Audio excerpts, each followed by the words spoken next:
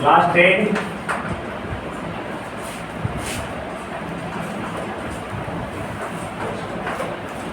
देखो पहला chapter clear कर दिया। अब दूसरा नया चैप्टर है एसिड बेस एंड साल्ट, है ना। एसिड ये क्लास 8 में भी पढ़ चुके होंगे, ध्यान से देखिए बेटा, क्लास 7 में पढ़ चुके हैं। एसिड जो एक ग्रीक वर्ड एसिडस से बना है, क्या बना है? एसिडस, है ना। एसिडस का मतलब क्या होता है? सावर, खट्टा, ठीक है। तो एसिड एक ग्रीक वर्ड से ड्राइव हुआ, उसका नाम है एसिडस। एसिडस का मतलब क्या होता है? खट्टा। अब पुराने जमाने में लोग उसी सब्सटेंस पे एसिड करते थे जिसका टेस्ट खट्टा हो। टेस्ट मतलब उसका स्वाद। टेस्ट में क्या होगा? स्वाद। जब इसको हम मुंह में रख के टेस्ट करें तो जो खट्टा हो, या तो जो सब्सटेंस खट्टा है उसमें एसिड प्रेजेंट जरूर होगा। आज भी है वो, ऐसा नहीं खत्म हो गया। जो भी सब्सटेंस को अगर टेस्ट करें और वो हमको खट्टा लगे, सावर लगे, तो समझ जाएंगे उसमें कोई ना कोई एसिड प्रेजेंट है। एसिड के कारण ही वो खट्टा होता है ना। तो बता चुके बेटा, the substance which have sour taste. और एक और तरीका था निकालने का, जो एक लिटमस पेपर है ना, जो blue litmus paper, blue litmus paper वो क्या कर दे? रेड कर दे। पेपर को क्या चेंज कर दे? रेड कर दे, है ना। पहले सब्सटेंस को क्या कहेंगे? एसिड कहेंगे। ये पुराने जमाने में लोग इसकी जानकारी ऐसा नहीं देते थे। आज नए जमाने में थोड़ा सा एसिड का परिभाषा चेंज हो चुका है ना। एक आर्नियस नाम के वैज्ञानिक थे, है ना।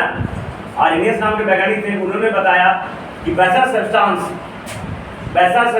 पदार्थ जो पानी में डिजॉल्व होने के बाद H+ आयन में चेंज हो जाए, H+ आयन रिलीज करे, है ना। पहले सब्सटेंस को क्या कहते हैं? एसिड कहते हैं, ठीक है। मैं पहले बताया था, बहुत पहले लोग जानते थे कि जितने भी एसिड्स हैं सभी में ऑक्सीजन एक कॉमन एलिमेंट है, माने सभी एसिड में ऑक्सीजन पाए जाते हैं। ऐसा लोगों का मानना था पुराने जमाने में। धीरे धीरे और नए परिवर्तन आए, और आज के जमाने में हम लोग जानते हैं, आज के दिनों में जानते हैं कि जितने भी एसिड है, कुछ जगह कि सभी एसिड में कॉमन एलिमेंट कौन होते हैं? तो हाइड्रोजन होते हैं। क्या होता है? जितने भी एसिड्स हैं, चाहे मिनरल एसिड हो चाहे ऑर्गेनिक एसिड्स हो, सभी में कॉमन एलिमेंट कौन होंगे? हाइड्रोजन सभी में प्रेजेंट होंगे। इसलिए जो इसी के अनुसार से एक डिफिनेशन निकला कि वैसा सब्सटेंस जो पानी में डिसॉल्व होने के बाद H+ आयन रिलीज कर दे, H+ आयन में टूट जाए, उसे हम कहेंगे एसिड। और जो OH+ आयन में रिलीज हो जाए, है ना, उसे कहेंगे बेस। लेकिन पुराने जमाना में एसिड का परिभाषा क्या था? जो the substance which have sour taste, तो भी लिख सकते हो, गलती नहीं होगा। The substance which have sour taste and which turns the blue litmus paper into red, known as acid. अब बेस किसको कहेंगे? The substance has got bitter taste. What taste? Bitter में कड़वा होता है। Bitter taste and which turns red litmus paper, है ना, red litmus paper into blue, known as base, ठीक है। और एसिड और बेस को मिला देंगे तो साल्ट एंड वाटर का फॉर्मेशन हो जाएगा। ये पहले चैप्टर में तुम पढ़ चुके हो, न्यूट्रलाइजेशन रिएक्शन। जब कोई भी एसिड और बेस को मिलाएंगे तो क्या बनेगा? साल्ट और वाटर। साल्ट में इसका pH वैल्यू 7 हो। pH वैल्यू क्या हो? 7। pH मतलब पावर ऑफ हाइड्रोजन। चलो देखो, देयर आर जनरली हेडिंग लिखी है एसिड बेस एंड साल्ट, ये पहले भी हम समझा चुके हैं। देखो, generally there are two main sources of chemical substances. Generally there are two main sources, एक बार ध्यान से सुनना है सब। Generally there are two main sources of chemical substance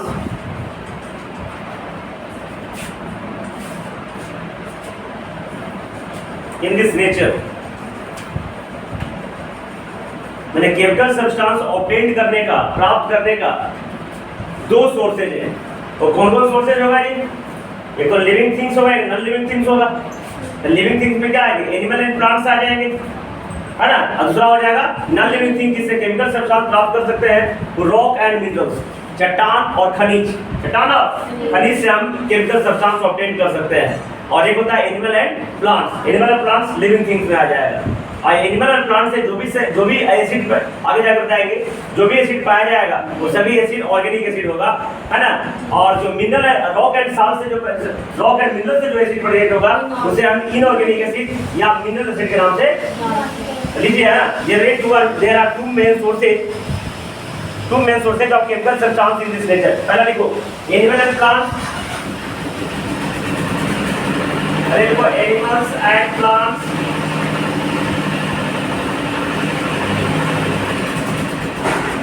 अब देखो मिनरल एंड रॉक्स।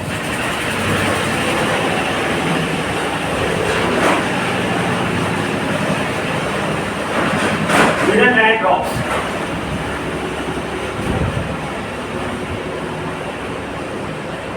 ठीक है। अगला एक पॉइंट देख लिखो organic substance. Organic substance, organic substance लिखो the substance which is obtained from the substance which is obtained from the substance which is obtained from the substance which is obtained from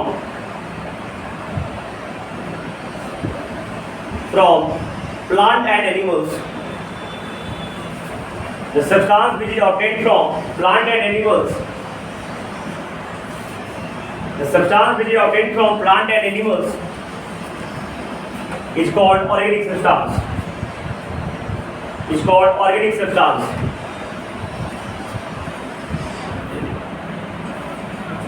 The substance which is made up of plant and animals is known as organic substance.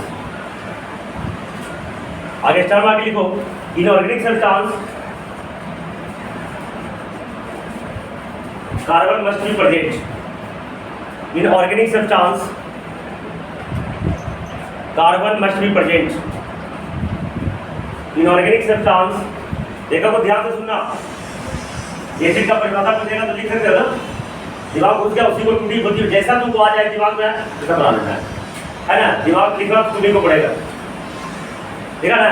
In organic substance carbon must be present. Organic substance generally carbon जरूर present होता है, कोई या carbon जिससे present organic substance में carbon जब जरूरी होगा, है ना। Inorganic substance, inorganic substance, inorganic substance देखो the substance which is obtained from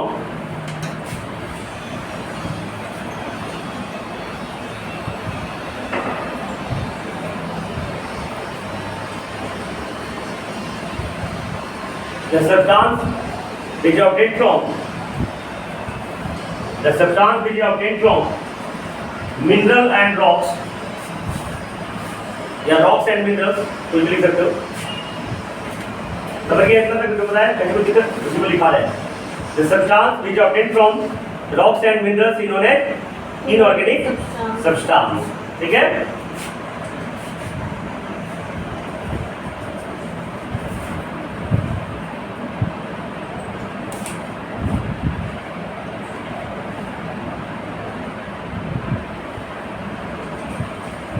देखो नीचे लिखो पॉइंट देखें organic compound and inorganic compound.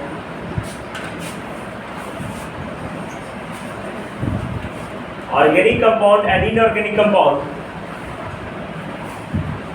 Organic compound and inorganic compound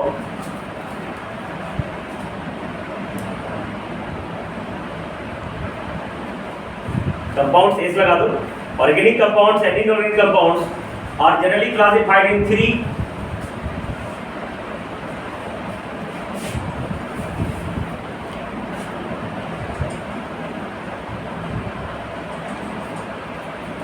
parts लिख दो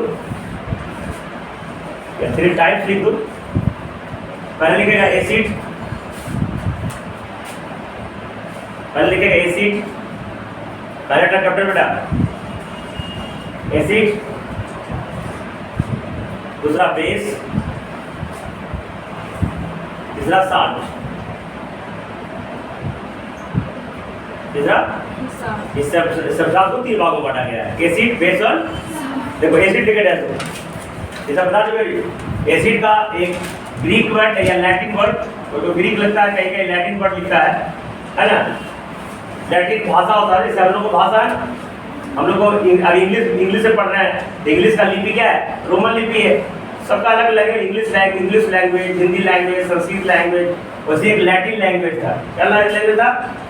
लैटिन लैंग्वेज में एसिड का एसी से फॉर्मेशन हुआ है। लैटिन लैंग्वेज में एसिडस वर्ड का इस्तेमाल होता था, उसी से निर्माण हुआ है, डिराइव हुआ है एसिड का। ठीक है, एसिड देखो, acid is derived from the word acid, the word acid, acid को इन्वर्टेड कॉमा बंद करना, the word acid,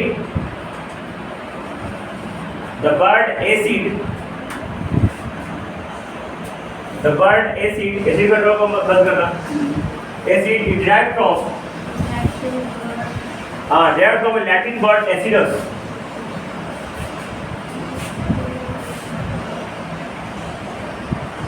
Latin word acidus, A-C-I-D-U-S, acidus, which means sour, which means S-O-U-R, sour means खट्टा। देखा तो लिखो एसिड बने खट्टा, मैंने एसिड एक लैटिन वर्ड एसिडस वर्ड से निर्माण हुआ है, तो मतलब होता है खट्टा। और एसिड लिखा डैश दो फिर से, एसिड हेडिंग दिखा था ना, है ना। एसिड का डिफिनेशन लिखो, डिफिनेशन ऑफ एसिड, अभी तो डिफिनेशन ऑफ एसिड, डिफिनेशन परिभाषा, डिफिनेशन ऑफ एसिड देखो, the substance which have sour taste, the substance which have sour taste, the substance which have sour taste, the substance which have sour taste, T-A-S-T-E, है ना, sour taste and turns, T-U-R-N-S, turns मतलब बदलना, है ना, change कर देना, परिवर्तित कर देना, है ना। It turns the blue litmus paper into red. It turns blue litmus paper into red. Is called acid. Blue litmus paper into red. It's called acid. It's called. देखो ध्यान देना, याद रखने के लिए। देखो एसिड, एसिड के लास्ट में क्या है बेटा? डी। देखो एसिड के लास्ट में क्या है? रेड के लास्ट में क्या है? कंफ्यूजन नहीं होगा ना, जो दोनों में लास्ट में डी हो, है ना, उसको हो जाएगा एसिड। जैसे तुमको याद नहीं रहेगा कि ब्लू से रेड होता था, रेड से ब्लू होता था, कंफ्यूजन होता है ना। तो कंफ्यूजन को दूर करने के लिए दोनों का लास्ट याद रखना। ब्लू टू रेड में लास्ट में डी है ना, एसिड में लास्ट में, वैसी बेस में देखो लास्ट में क्या है बेटा? ई। और रेड टू ब्लू करता है, रेड टू क्या करता है, तो उसमें भी लास्ट में क्या है? ई। कंफ्यूजन होगा ना, तो ये कंफ्यूजन होता है एग्जाम में कि अरे रेड से ब्लू होता था कि ब्लू से, तो ये एसिड के लास्ट में डी, दोनों का याद रखना, समझ में आया? तो लिख दिया, एग्जाम्पल लिखो बेटा एसिड का, एग्जाम्पल लिखो एसिड का।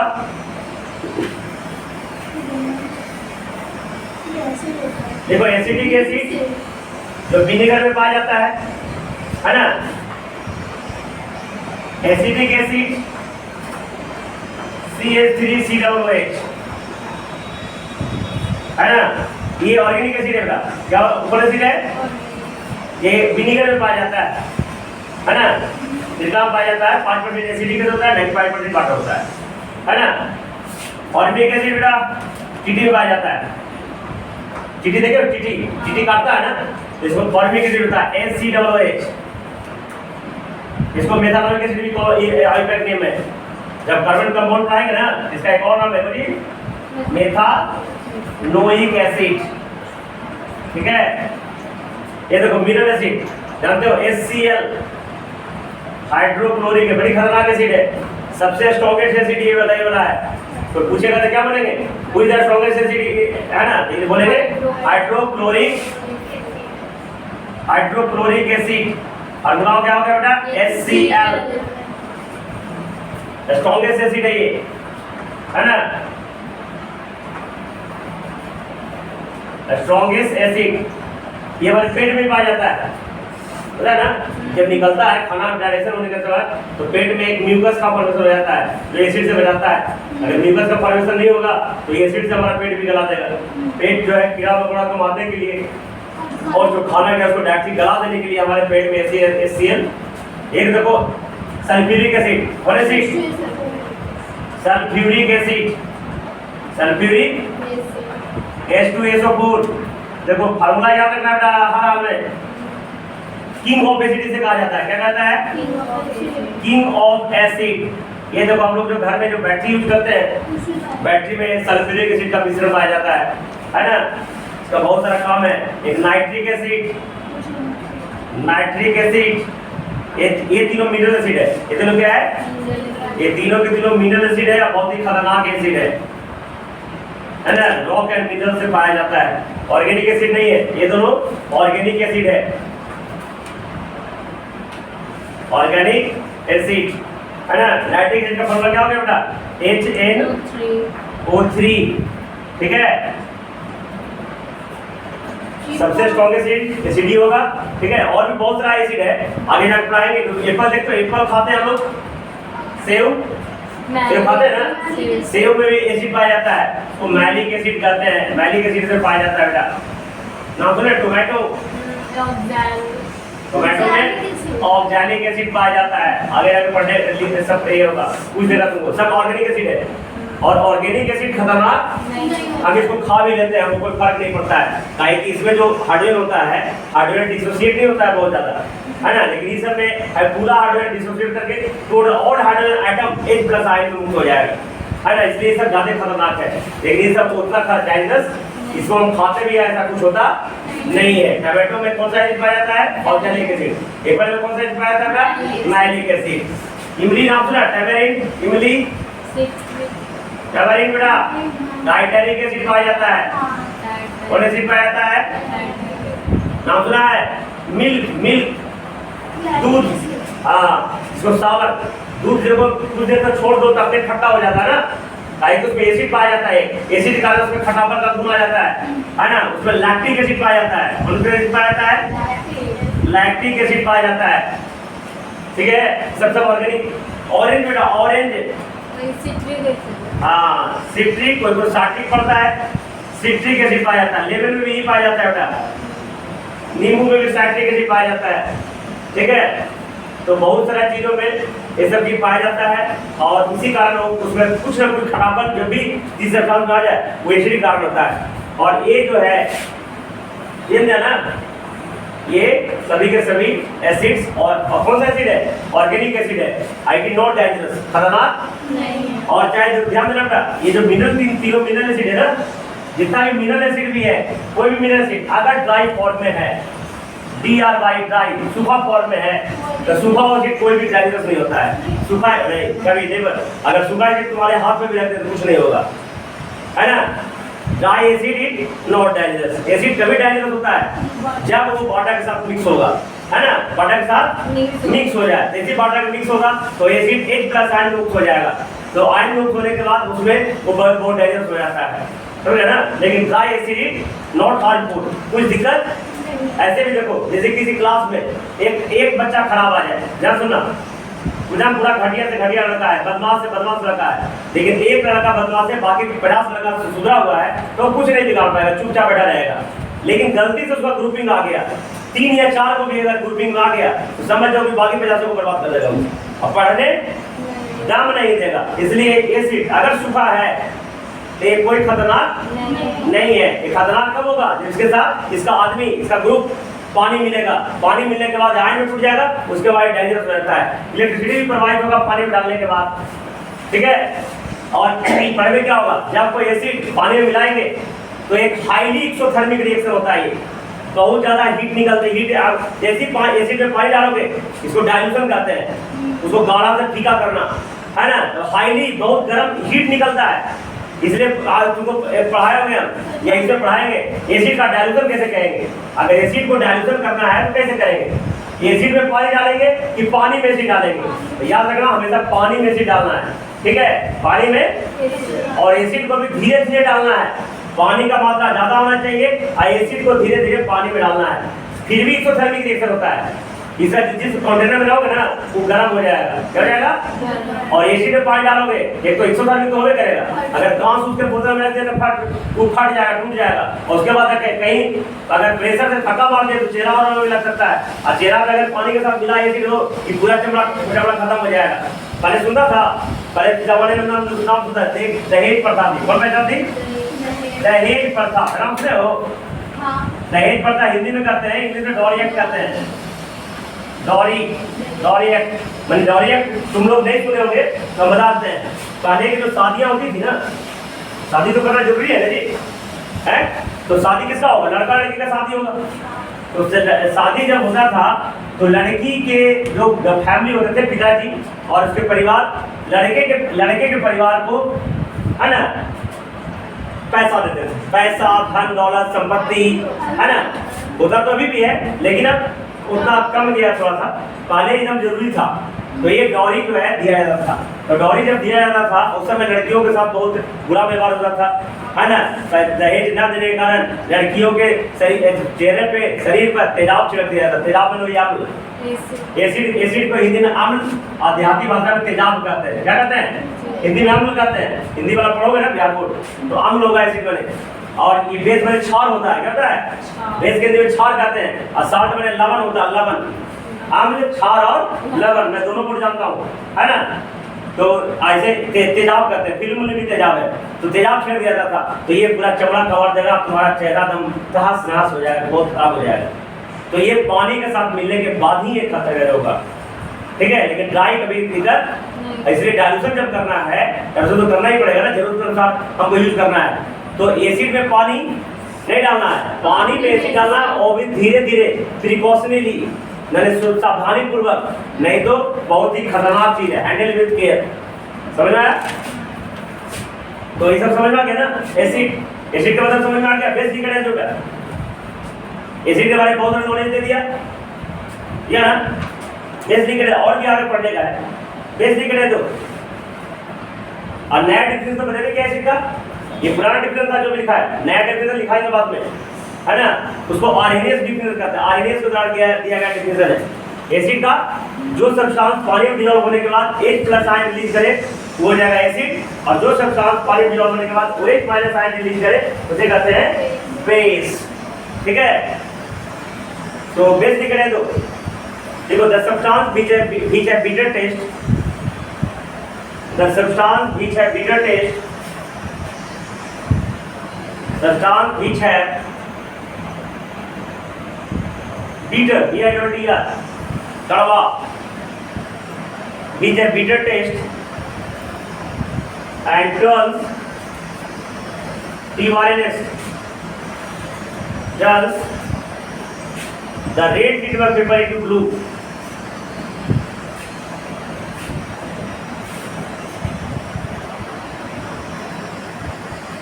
The red litmus paper into blue is called base.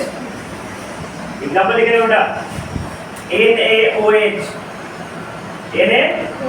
ना देखो,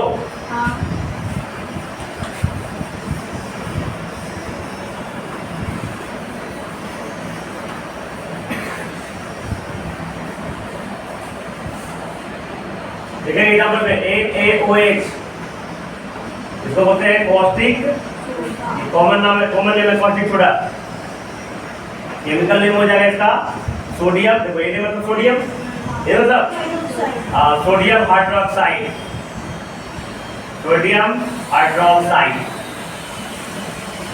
ये OH, पोटेशियम हाइड्रोक्साइड, MgOH बोल टू बेटा, इसे मैग्नीशियम ऑक्साइड, मैग्नीशियम हाइड्रोक्साइड, इसे मिल्क ऑफ मैग्नीशियम भी कहा जाता है, मिल्क ऑफ, सबसे स्ट्रॉन्गेस्ट बेस ये है बेटा NaOH, स्ट्रॉन्गेस्ट बेस,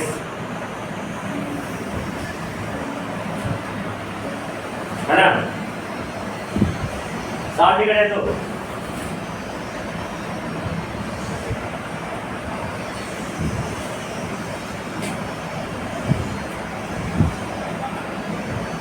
salt. देखो the substance which is made from acid and base.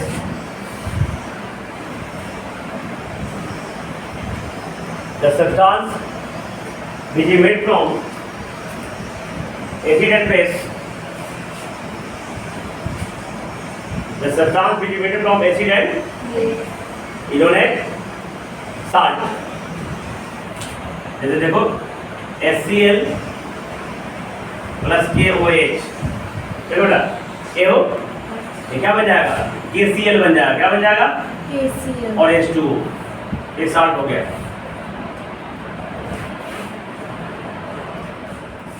The substance is made up from acid and base, है ना? The substance is made up from acid and base इन्होंने salt, KCl लिख लो, potassium chloride. ये potassium chloride तुम्हारा क्या हो गया? Salt हो गया। बहुत सारे साल्ट है, कॉमन साल्ट लिख लो एग्जांपल में NaCl, जिसको कॉमन साल्ट कहते हैं, इसको खाने में इस्तेमाल करते हैं। इसके बिना सब खाना फीका है बेटा।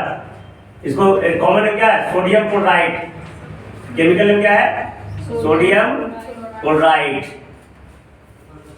CuSO4 सब साल्ट ही है बेटा। Copper sulphate, FeSO4 ferrous sulphate, ये सब क्या है? साल्ट है। ये सब का एसिड बेस के से मिलके साल्ट का फॉर्मेशन। अब देखो आगे जाके पढ़ना है। मैं बताता हूँ pH वैल्यू। pH का फुल फॉर्म होता है पावर ऑफ हाइड्रोजन। क्या होता है? Power of hydrogen. मैं बोला था ना, जितना भी एसिड है उसमें मेन जो एलिमेंट है सब में पाया जाता है, कॉमन एलिमेंट कौन है? हाइड्रोजन। तो इसलिए पावर ऑफ हाइड्रोजन जो चेक किया था सबको कितना है। तो एसिड का 0 से लेके 7 तक, 0 से लेके है ना, 0 से बड़ा और 7 से छोटा, ये हो जाएगा एसिड और 7 हो जाएगा, ठीक है ना। जब ऐसे करना है 0 से बड़ा pH और 7 से, तो ये किसका होगा? एसिड का। और 7 किसका होगा? pH साल्ट का। किसका? साल्ट या न्यूट्रल सॉल्यूशन। साल्ट या न्यूट्रल सॉल्यूशन का क्या नाम हो जाएगा?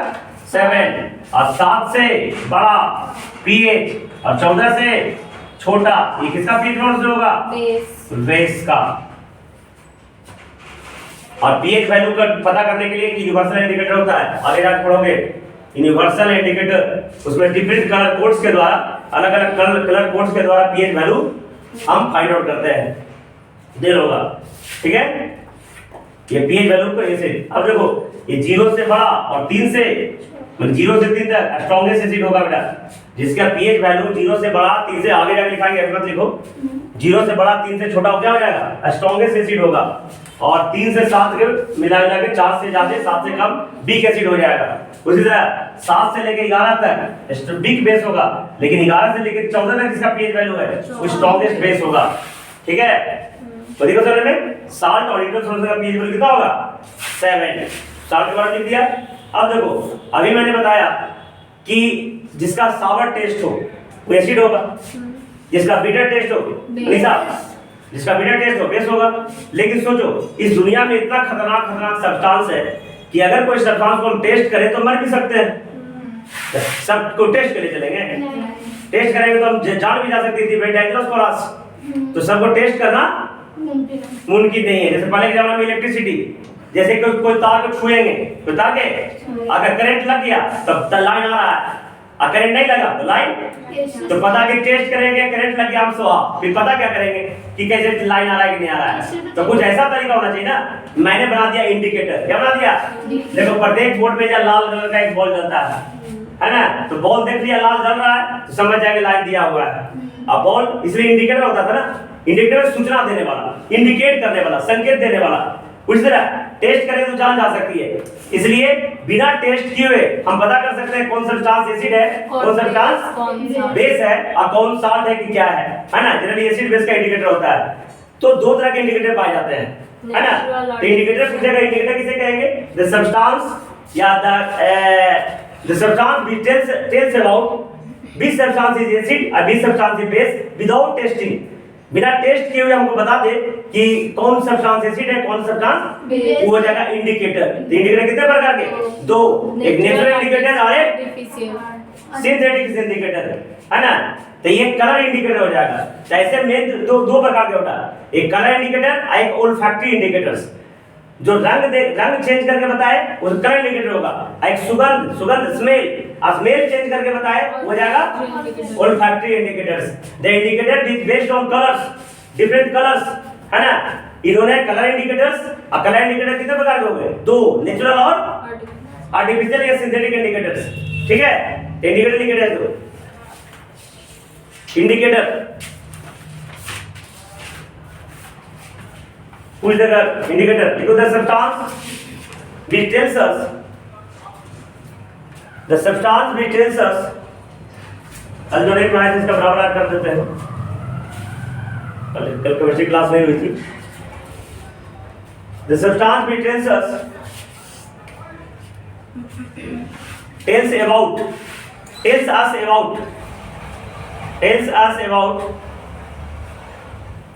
about acid, base, salt, acid, base, salt without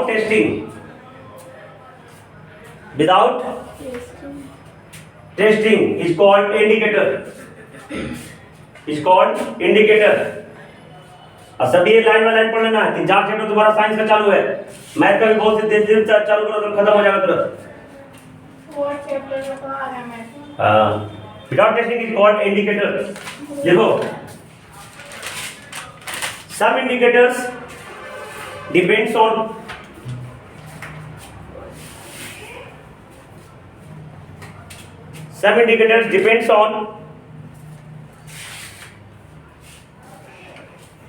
changing the colors.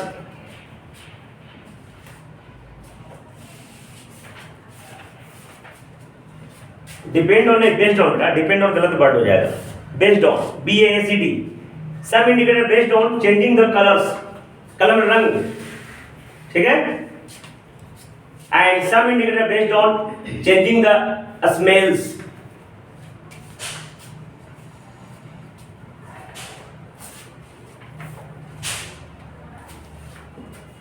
Some indicator based on changing the smell. अब देखो कलर इंडिकेटर लिख रहे थे।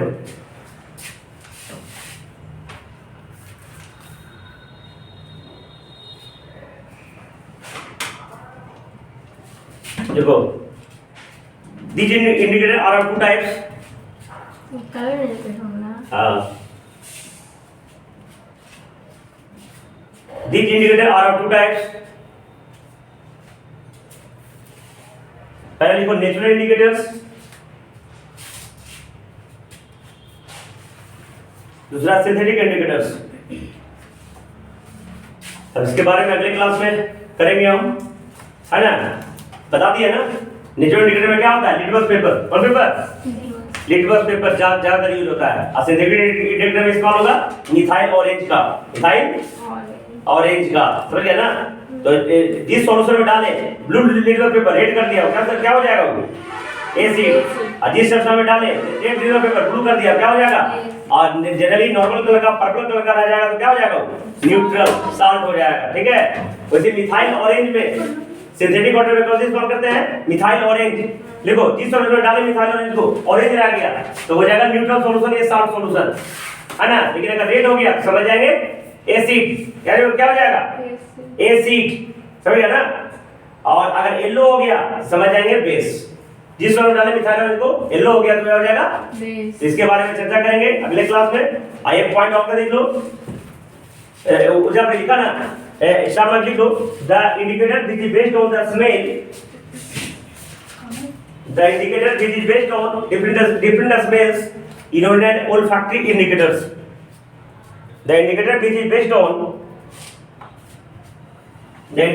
is based on different smells, SAVWL, सुगंध, are called olfactory indicators.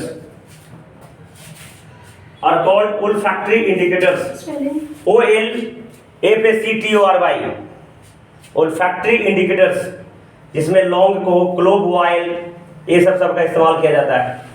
तो बाकी इसको पढ़ के आना, अगले क्लास में लिखा देंगे हम।